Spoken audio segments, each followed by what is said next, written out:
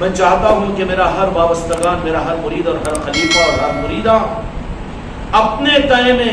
تذکرے کرے اس کے اپنی اولادوں کے سامنے، اپنے بڑوں اور چھوٹوں کے سامنے کہ آنے والا مہینہ تو میلاد پاک کا مہینہ ہے۔ تو جہاں کے مالک، میرے آقا، میرے روحوں کے مالک، میرے سانسوں کے مالک کے اس دنیا میں تشریف لانے کا مہینہ ہے۔ وہاں پر جو کہنا یہ شروع کر دیں اس کے اہتمام کا ثبوت کہاں اور اتنا ضروری کیوں، وہ تو سمجھ لینا کہ وہ ادھر کے ہیں، ان کو توفیق نہیں ملی، ان پر اعتراض نہیں کرنا، ان کے لیے دعا ضرور کرنا، لیکن ہم تم بھی گھمنڈ میں نہیں رہنا۔ تمہارے دلوں کے اندر میں اس مہینے کے لمحات کا انتظار ہے اور اس کی عظمتیں ہیں۔ اس کی پہچان کیا کہ اب وقت ہے کہ تم اپنوں سے پرایوں سے، بھئی آنے والا مہینہ تو میلاد پاک کا مہینہ ہے، معلوم ہے تم کو اس مہینے کی عظمت کیا ہے، کہ جس مہینے میں میرے آقا کی اس دنیا میں ولادت ہوئی اور جن کے نعرے پاک کے صدقے میں کائنات کو روشنی ملی اور انسانیت کو جنت بھی ملے گی، تو آپ کے نعرے پاک کے صدقے میں قرآن بھی ملا ہے، تو میرے آقا کے نعرے پاک کے صدقے میں روزے زکوٰۃ اور حج بھی۔ کیا تمہارے میرے 24 گھنٹے کے تذکروں میں یہ بات آ رہی ہے یا صرف یہ مجلسوں میں یاد کرنے پر انحصار کیے ہوئے ہیں؟ ایک اجتماعی نظام ہے جو قابل قدر ہے۔ اگر تم اور میں نہ بھی رہے اس نظام میں تو نظام تو چلے گا، لیکن تمہاری میری حیات، تمہاری میرا زندہ ہونا کس بات کا ثبوت ہے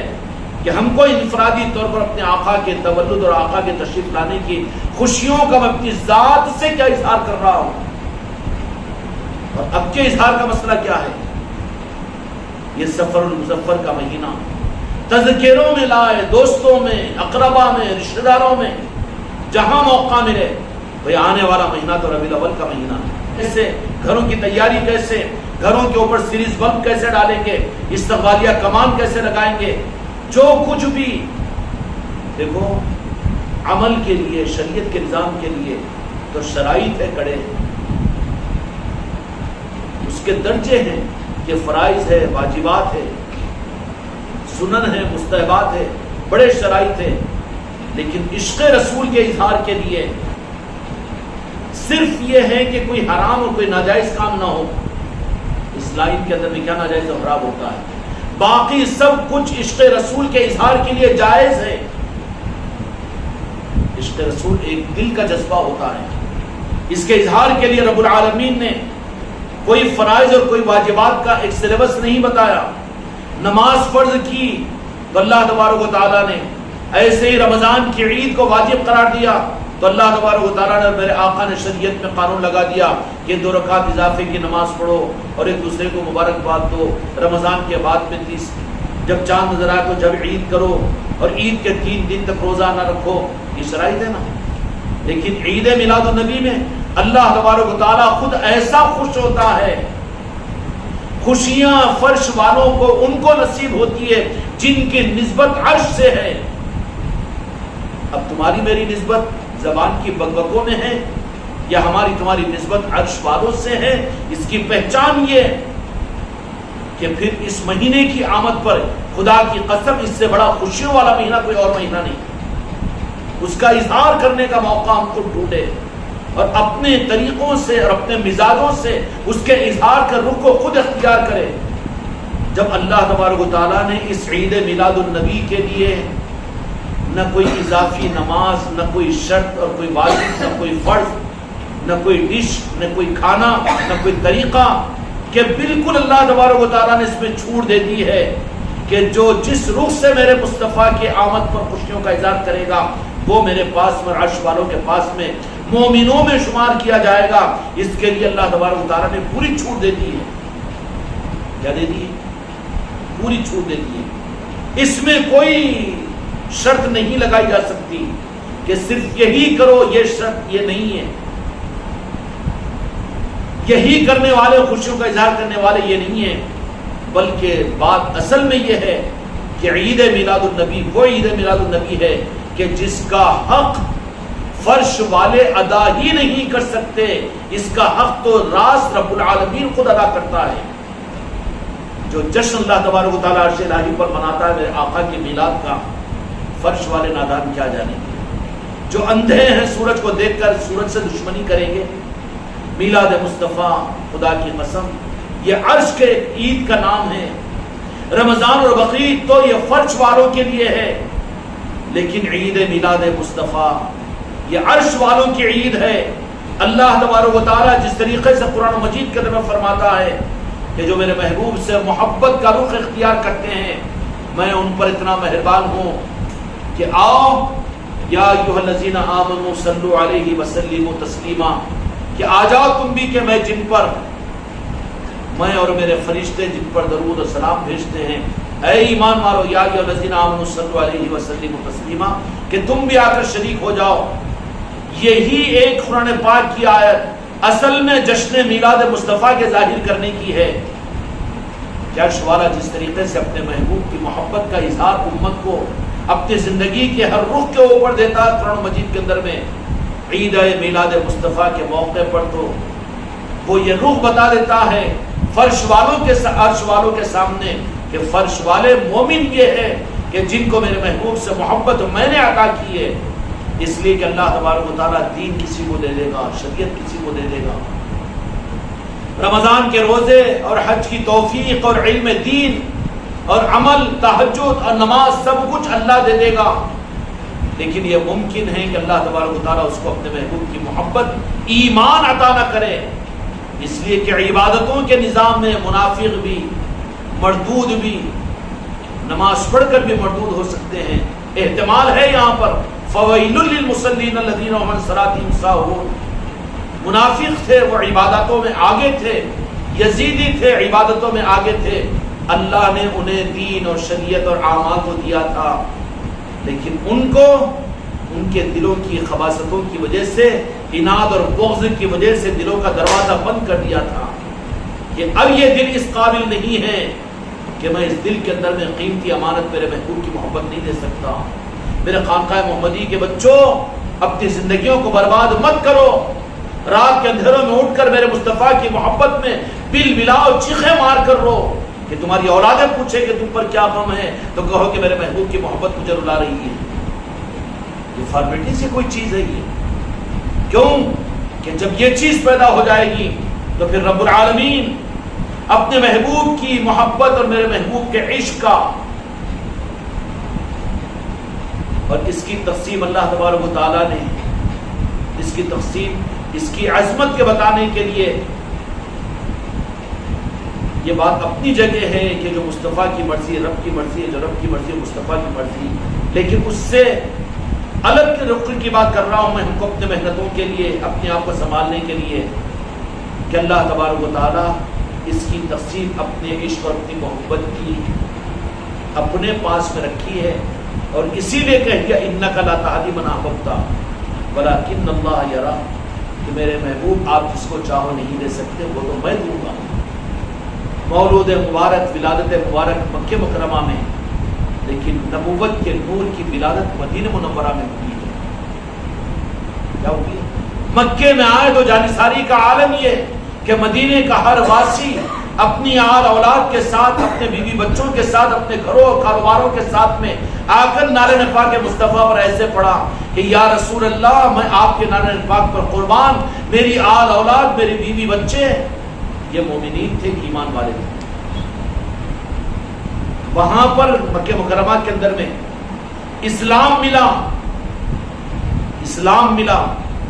لیکن بعضوں کو جو یہ دعویٰ کرتے تھے کہ ہم تو قریب کے لوگ ہیں، ہم تو خاندان کے لوگ ہیں، ہم نے تو دیکھا ہے، اور سب کچھ کیا تو خدا نے ان کو اسلام سے بھی دور رکھا اور کفر کی گھاٹیوں میں رکھ دیا. اور جو لوگ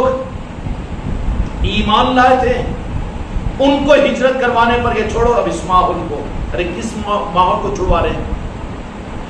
کعبۃ اللہ کو، مکہ مکرمہ کو، بلد الامین، اور جہاں پر ابراہیم علیہ السلام نے گھر کو تعمیر کیا اور پوری دنیا جہاں پر حج کے لیے تعظیم میں آتی ہے، مکے کو چھڑوا رہے ہیں. اللہ تبارک و تعالیٰ کو بتانا کیا مقصود تھا کہ اب مکے میں کعبۃ اللہ کی تعظیم کی چابی اب مصطفیٰ کے نعرہ پاک میں ہے. اس لیے جن کے دلوں میں ایمان آیا میرے آقا کی محبت کی صورت میں، اللہ نے ان کو ان کے مجاہدوں پر، ان کی قربانیوں پر شعب ابو طالب کی گھاٹیوں میں اپنی اولادوں کو ایک ایک کھجور کی گٹلی پر 3 گزارنے پر بہت آسانی سے سن لیتے ہم کہہ دیتے ہیں، لیکن سوچو کہ جنہوں نے یہ سب کچھ برداشت کیا اور اس کے بدلے میں رب کی بارگاہ میں صرف یہ کہا کہ یا رب مرنا پسند ہے لیکن تیرے محبوب کو چھوڑنا ہمیں پسند نہیں ہے، جب یہ چیز مل گئی تو رب العالمین نے مکے میں ان کو اپنے محبوب کی محبت کا ایک ذرہ عطا فرما دیا۔ تو پھر محبت کی پہچان کیا رہی کہ انتظار میں تھے کہ مکے کو ہم کب چھوڑے، موروثی مکان کو کب چھوڑے، اپنے باغیچوں کو کب چھوڑ دیں، اپنی وراثت کو کب چھوڑ دیں، اپنے خاندان کو کب چھوڑ دیں، اپنے قبیلے کو کب چھوڑ دیں، اپنے مکان کو کب چھوڑ دیں۔ صحابہ انتظار میں تھے، پوچھتے تھے کہ یا رسول اللہ کب حکم آئے گا۔ اور جب جن کو میرے آقا کی محبت کا ذرہ رب نے ان کے ان قربانیوں پر عطا فرما دیا، اور جو یہ کہنے پر اپنے آپ کو تیار کیے کہ یا رسول اللہ آپ کی محبت میں شعب ابو طالب کی گھاٹیوں کی قربانیاں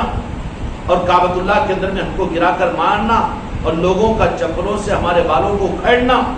اور ہم کو روندنا، یہ سب کچھ قربان ہے، لیکن آپ کے نارائن کو نہیں چھوڑ سکتے۔ رب کی بارگاہ میں میرے محبوب کی محبت کا یا اللہ مجھے معاف کیجیے اس امتحان میں ہم کو نہ ڈالیے۔ میٹھے میٹھے کھانے کا نام عشق رسول نہیں ہے، اللہ اس کے اوپر اپنے محبوب کے عشق کا ذرہ نہیں دیتا ہے، بلکہ اس کے لیے تو کچھ نہ کچھ قربانیوں کا ثبوت دینا پڑتا ہے، معاشرے کی طرف سے بری نگاہوں کو برداشت کرنا پڑتا ہے، لوگوں کا برا کہلوایا جانا برداشت کرنا پڑتا ہے، دل کا ٹوٹنا برداشت کرنا پڑتا ہے، اپنوں کے تانے برداشت کرنا پڑتا ہے۔ اس کی جن میں ہمت نہ ہو وہی تو وہیں پر رک جائیں گے اپنے اسلام کے قلعے میں، کعبۃ اللہ کو پکڑ کر رہ گئے۔ تو خطرہ یہ ہو گیا کہ نہیں کعبے کو چھوڑ کر مدر کیوں جائے، نہیں کعبے کا رخ تو اصل مدینہ ہے، اس کی عظمت، اس کی تعظیم، مکہ مکرمہ کی ساری تعظیمیں اللہ تو نے تورات و انجیل کے اندر میں تمام نبیوں کو حکم دیا کہ کعبے کا طواف کرے، سب کچھ کرے، لیکن اب کیا وجہ ہے؟ پوچھے کوئی ان صحابہ کرام رضوان اللہ اجمعین کو جنہوں نے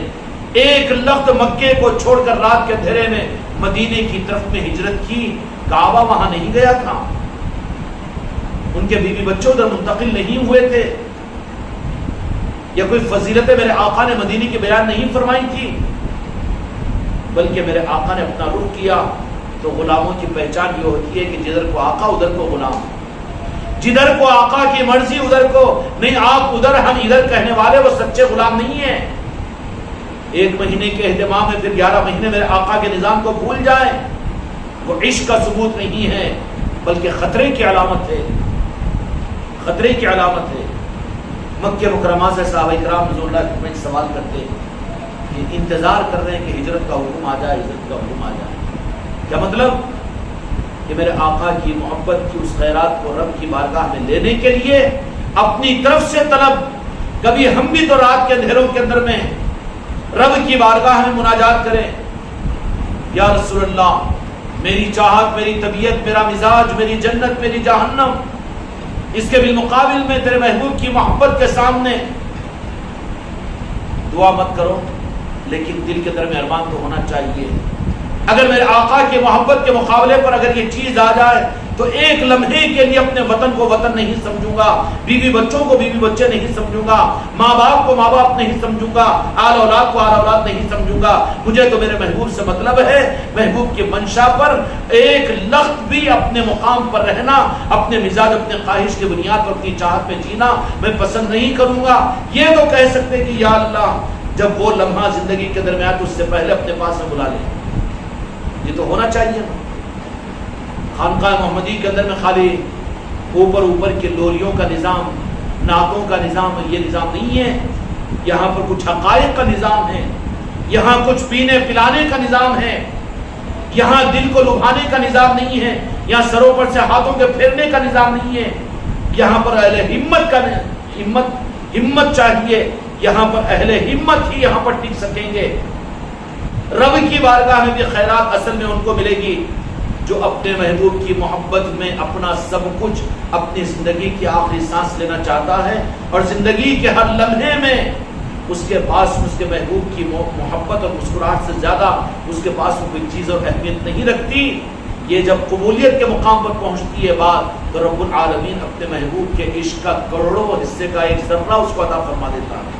کون سا ذرہ؟ ذرہ کس کو کہتے ہیں؟ عشق رسول کا ذرہ کھیلو تماشا نہیں ہے، وہ دیوانگی، وہ جنون کہ بولنا، زبان کھلے تو صرف عشق مصطفیٰ کی ہوگی،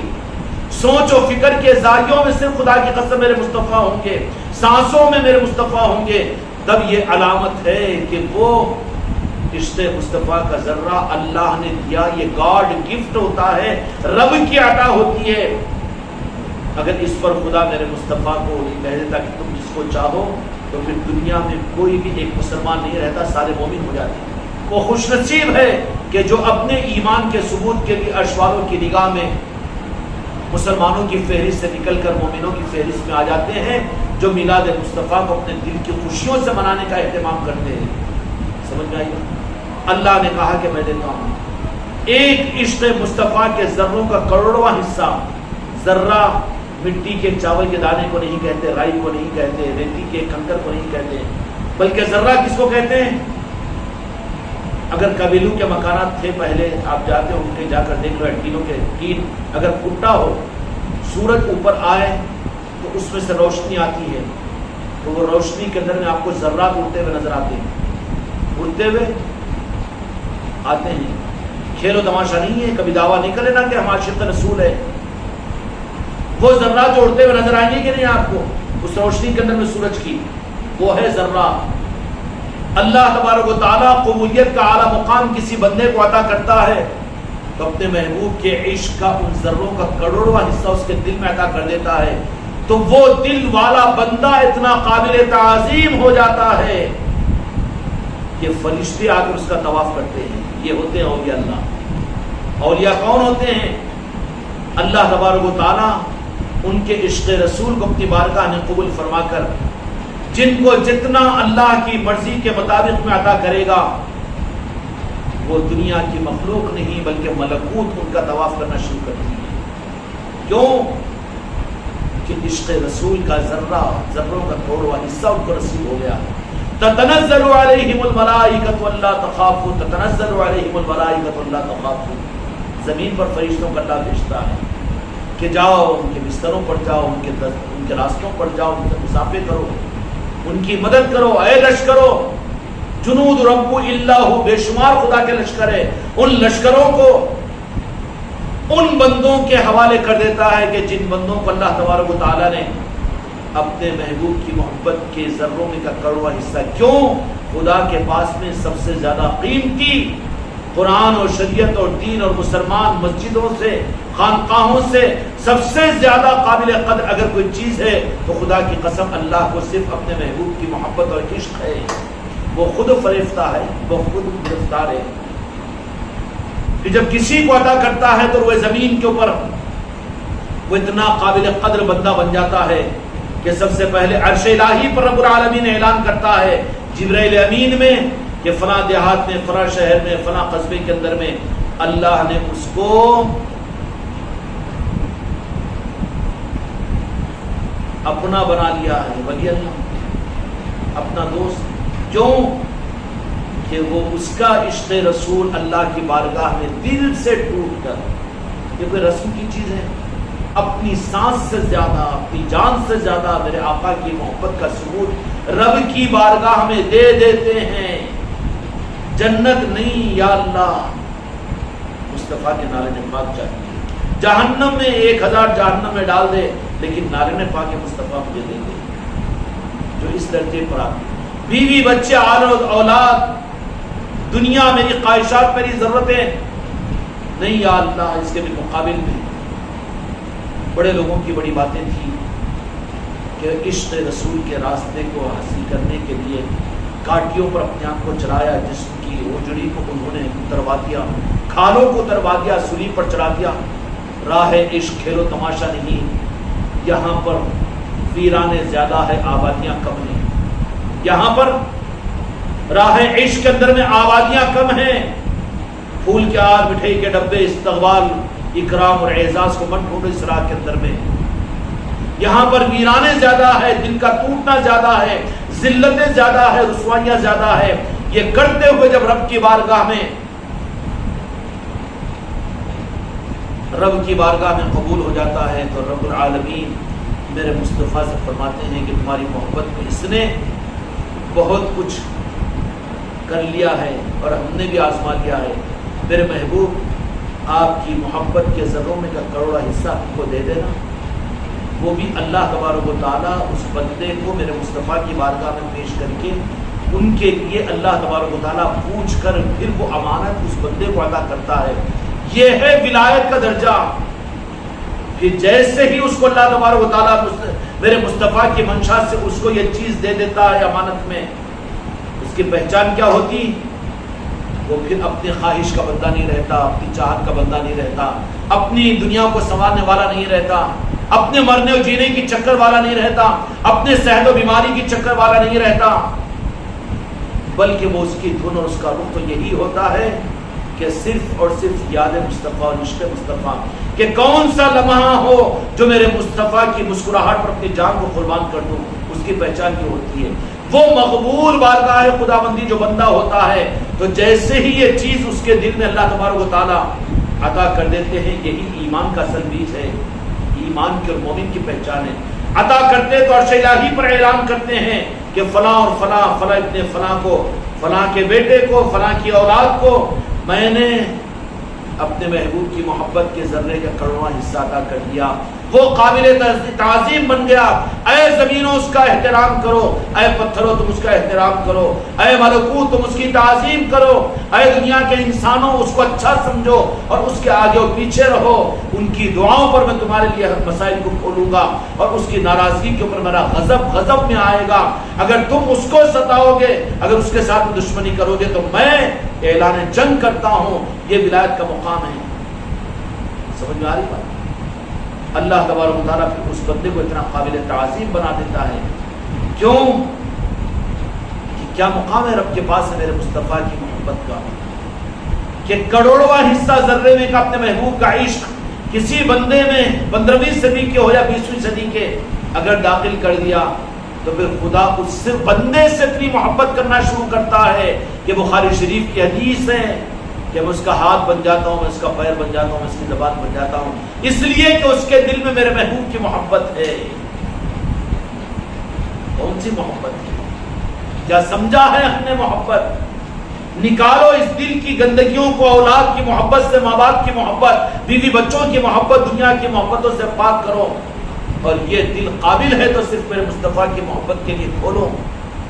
اور نہیں حاصل ہے تو مانگو رات کے اندھیروں میں، اور اپنے آپ کو تیار کرو اس کے لیے، اس کے اظہار کے لیے کہ تمہاری زبان کی کھلے تو میرے محبوب کی محبت میں کھلے، میرے محبوب کے عشق میں کھلے۔ ادھر ادھر کے بکواس سے بند کرو، باتیں بند کرو جس سے زندگی میں دنیا کا بھی فائدہ، دین کا بھی فائدہ نہ ہو۔ وہ تو لایانی ہے، جہنم کا ایندھن ہے، وہ تمہارے اچھے اعمال کو بھی، تمہاری روحانیتوں کو ایسے کھا لے گی جیسے سوکھی لکڑی کو آگ کھا لیتی ہے۔ لایانی مت کرو ادھر ادھر کی بکواس۔ زبان کھلے تمہاری تو عشق رسول کے لیے، آل رسول کے لیے، آل علی اور اولاد علی کے لیے، اولیاء کے لیے، چونکہ یہ تسبیح کے سارے دانے ہیں، نعرہ پاک مصطفیٰ سے لے کر تمہارا پیر تسبیح کا ایک محراب کی صورت میں تمہارے پاس میں، ان کا تذکرہ بھی وہی ہے، اور درمیان کے تسبیح کے دانوں پر بھی آگے بڑھو گے تو وہیں پر پہنچو گے۔ یہ وَابْتَغُوا إِلَيْهِ الْوَسِيلَہ ہے، یہ غیر اللہ نہیں ہے۔ پیر کو، طریقت کے، غوث و خواجہ کے نظاموں کو حقوق العباد کے اندر میں مت سمجھو کہ پیر کی خدمت کرنا حقوق العباد ہے، جسے باپ کو پوچھتے ہیں، باپ کی خدمت کرتے ہیں، وہ حقوق العباد ہے۔ بیوی بچوں کا حق ادا کرنا حقوق العباد میں ہے۔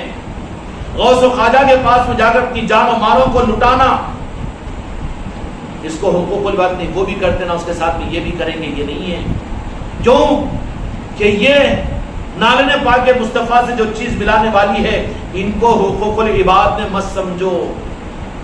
ان کو اگر حقوق العباد میں سمجھ رہا ہے تو تم باہر کا ہے۔ ان کو حقوق اللہ میں سمجھ، اللہ کے حق میں ہے یہ میرے مصطفیٰ کی محبت، آل علی اور اولاد علی کی، اور پھر وہ راستہ جن کے ذریعے سے وہ ملتے ہوں، وہ سارے کے سارے حقوق اللہ میں شامل ہے۔ حقوق اللہ میں پہاڑا پڑھا دیا گیا، حقوق اللہ میں تو نماز، روزہ، زکوٰۃ و حج ہے۔ حقوق اللہ میں پیر کی محبت بھی داخل ہے، غوث و خواجہ کی محبت بھی داخل ہے، اولیاء کی محبت بھی داخل ہے، بنجت پاک کی محبت بھی داخل ہے، نالن پاک مصطفیٰ کی محبت بھی۔ یہ حقوق العباد کے سلیبس میں کورس میں نہیں ہے۔ کر کے احسان جتائے، کر کے سمجھ لے کہ میں بہت کچھ کر دیا، بیوی کے اوپر ڈھونس دے تو کہ میں تیرے اوپر اتنا خرچ کر دیا، گھر پر دوش دے کہ میں 3 لاکھ روپے خرچ کر دیا، اولاد کو کہہ دے کہ میں تیرے اوپر اتنا خرچ کر دیا، حقوق العباد میں ڈھونس جما لے۔ حقوق اللہ کا تو حق یہ ہے کہ جان کے خون کا خطرہ بھی تو قربان کر دے تو حق ادا نہیں ہو سکتا۔ یہاں تو خون کا آخری خطرہ بھی، زندگی کی آخری سانس بھی اگر دے دوں تو حقوق اللہ ادا نہیں ہو سکتے۔ تو پھر اللہ تبارک و تعالیٰ کے پاس میں مکہ مکرمہ سے نکلنے والوں کو وطن بھی چھڑایا، بیوی بچے بھی چھڑائے، خاندان رشتہ دار، اور اپنا وطن بھی، اپنا علاقہ بھی، اپنا گھر بھی۔ اگرچہ کہ اس زمانے میں مکہ مکرمہ کے اندر میں گھاس پھوس کے جھونپڑیاں اور پتھروں کے یہ مکانات رہا کرتے تھے، انہی کوٹڑیوں کو، انہی علاقوں کے سنگلاخ علاقوں کو چھڑایا اور چھڑا کر وہاں سے نکال کر کعبے کا کعبہ بتانے کے لیے میرے مصطفیٰ کی مرضی کے لیے مدینے کی طرف ہجرت کی۔ اور مدینے کا وہ ماحول، مدینہ المنورہ کا، کہ جہاں پر ان کا کوئی نہیں تھا، مکے والوں کو یہ عظمت تھی کہ ہم تو سرداران قریش ہیں، ہم تو مکے میں رہنے والے وزندار آدمی ہیں۔ لیکن کتنا مشکل ہوتا ہے، ہمارا بھی ایک اسٹارٹر ہے، ہمارا بھی ایک مقام ہے، ہماری بھی ایک کیٹیگری ہے، ہماری بھی ایک ڈگری ہے، ہم اتنا نیچے کیسے اترے؟ گیا پھنس گیا، یہاں پر یہ نہیں چلتی۔ مدینہ منورہ میں لایا اور لا کر میرے آقا نے یہ بتا دیا کہ وہاں پر مدینے کے اندر میں یہ مکے کے سرداران اور یہ مکے کے رہنے والے واسی، مکہ ہے وہ عظمت والا گھر وہاں پر تھا رب کا، ان کے مزاجوں کے اندر میں اللہ ہی کی منشا تھی کہ وہ اپنے آپ کو بعظمت سمجھتے تھے اور آنے والوں کو، مہمانوں کو مہمان سمجھتے ان کی میزبانی کرتے تھے۔ کفاران مکہ بھی ان کے اندر میں ایک جلال اور ایک مزاج کے اندر میں ایک کبر تھا، اور کبر ہونا بھی چاہیے کیونکہ حق تھا ان کا۔ وہ سارے لوگ آتے، ان کے مہمان بنتے، وہ ان کی میزبانی کرتے، اور وہ اپنی سرداری کی بنیاد پر ان کی عصمتوں کا ایک مقام تھا۔